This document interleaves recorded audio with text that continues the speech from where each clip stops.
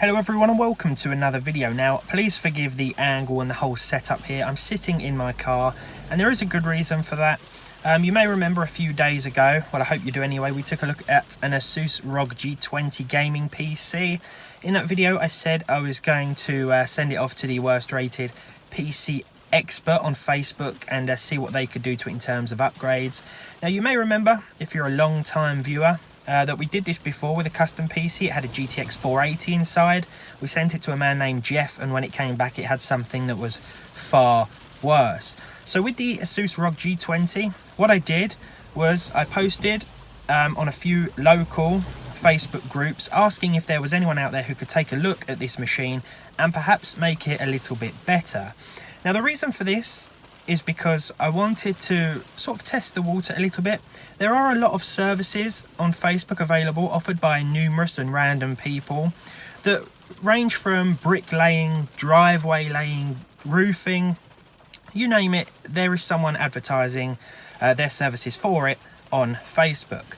Now this can either be good or bad. You certainly get a lot of capable people on there, but you also get a lot of so-called cowboys, people who are just advertising because they think it's easy money, and there's plenty of easy prey on Facebook or whatever. So a lot of you are probably thinking you're just setting yourself up for disaster, and that's exactly the point of this video.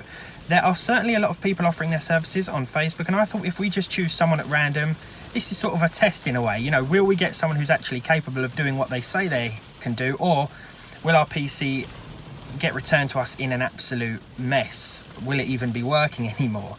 This is sort of one of those videos that I make so you don't have to. One of those tests to try so that you don't have to try it yourself. So yeah, I posted in a few local groups. I said, can anyone take a look at this PC? I had a few people recommend me, a few professionals. I had a few people say yes, they could do it. And I ended up picking one at random. His name was Mike. We had a little bit of a chat, and due to the current restrictions still in place in the UK, he wanted me to send it to him, hence why I'm sitting in my car now absolutely soaking wet. You can probably hear the rain. I've just dropped the PC off at the local post office. To avoid spoiling the outcome for myself and you guys, I said I'd be away for a few days after I drop it off. I wouldn't be reachable, which is impossible almost in the 21st century, but when you're done with it, just send it back to me and I can bank transfer you the money, or however much I owe you, I'll send it to you. So I'll join you again in a few days, or thanks to the power of editing, a few minutes, and we'll unbox the system and see what changes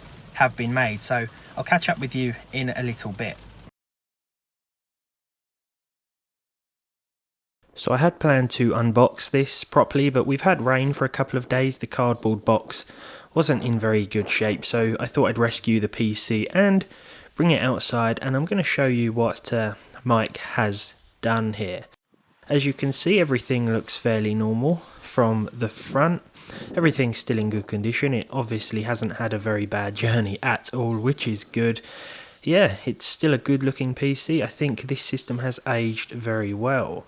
If we take a look around the back, this is where you're going to see something that probably shouldn't be here, but this has actually been explained quite clearly. This tape really isn't necessary, if I'm being honest, but there is sort of a reason for it. It's to dissuade me from using this graphics card, because along with the PC, I also received a handwritten letter from Mike as well. I actually have it somewhere on me here, and I'm going to read it to you now. It says, "Steve, this PC is an absolute bastard to take apart. I didn't want to end up breaking it, so I'd recommend a low profile card like a 1030 or 1050. I don't want to risk breaking it by removing things, so I thought I'd leave a recommendation instead. In the meantime, I'd suggest using the integrated graphics." So he wants me to use the iGPU here. Thanks, Mike. So yeah, this sort of begs the question, doesn't it? And it's a question that a few of you guys were asking before. Are the integrated graphics in this machine, the integrated graphics of the A10 7800, better than the R9 255 that comes with this system? So I guess we should actually find that out in a minute.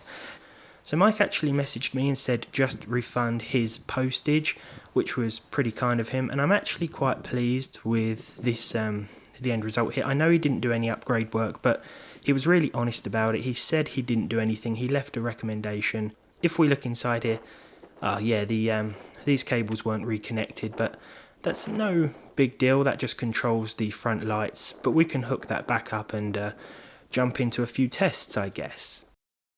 So after straining my eyes trying to read that handwritten letter, it was time to strain my eyes even more with some gameplay. First up is GTA 5. Now with the R9 255 graphics, we were actually seeing around 35 frames per second in the previous video.